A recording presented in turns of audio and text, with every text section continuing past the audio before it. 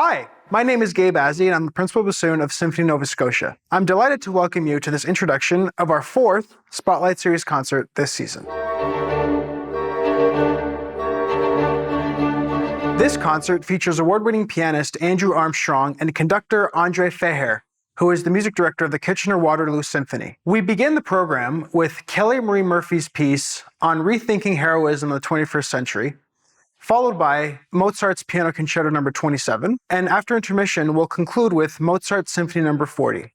What are we saying when we base a program entirely on a fabled, canonic, historic composer like Mozart? And what does it mean to a 21st century orchestra and audience? Is it like displaying a museum exhibit? Is it the foundation of what we do now? Or is it something we celebrate as expressing something entirely culturally foreign to us? Does it still have value? Or rather, does the value it has in a concert now different to the value it would have had in a concert in the 18th century? And how do we choose to present it? All Mozart?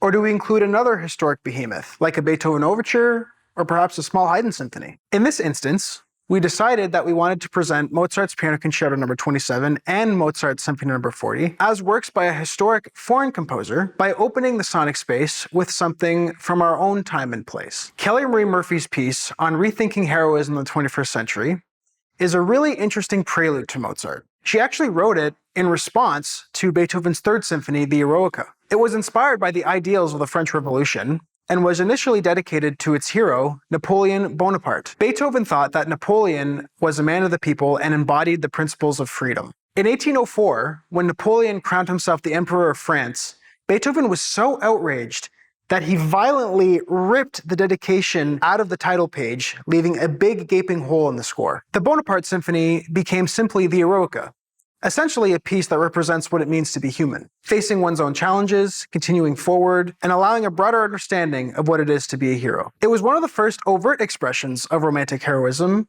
in late classical, early romantic music, but Mozart 40 was arguably a really important musical marker in the journey towards it. So the connection is still really vivid and fascinating. Kelly Marie Murphy writes in her program note, "I wanted to further explore this idea of humanism and heroism. For much of our history, a hero was someone who loudly emerged from a battle, a person who conquered, eradicated the enemy, pillaged, assimilated the vanquished. And what about heroism today?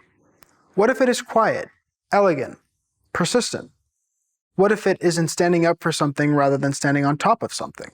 Mozart's Symphony 40 predates the Eroica by some 15 or 16 years, so undoubtedly, some of the European cultural and political energies were exerting themselves on him as a composer. Musically, Mozart 40 is quite dramatic. There's no resolution to major in the final movement, the introduction is not lengthy, and there's no grand coda. The final movement could just as easily be a first movement. It was one of his most harmonically progressive works, and it was also one of his most thematically lean and efficient works. He was interested in Sturm und Drang movement, which is German for storm and stress. It signifies a movement that occurred from the late 1760s to the early 1780s and focused on freely expressing the extremes of emotion, human nature, and human individuality. For those of you who know Mozart well, it'd be interesting to know, do you hear it differently when contextualized in relation to the present with the Murphy piece? One interesting thing that us musicians will do during this concert specifically is how differently we'll prepare for the Kelly Marie Murphy versus the Mozart pieces.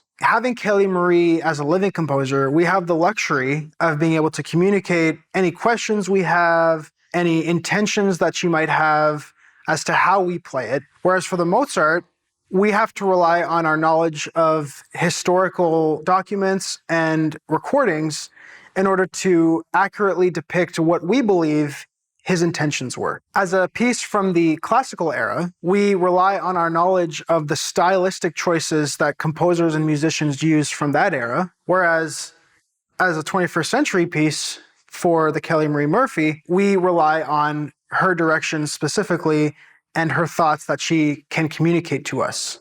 Thanks again for tuning into this pre-concert chat, and thank you to Jules Chamberlain from Red Door Realty for sponsoring our Spotlight series. This concert is part of our new digital series presented by Parkland Retirement Living at the Lakes. If you can't make it in person, visit our website to watch the live stream.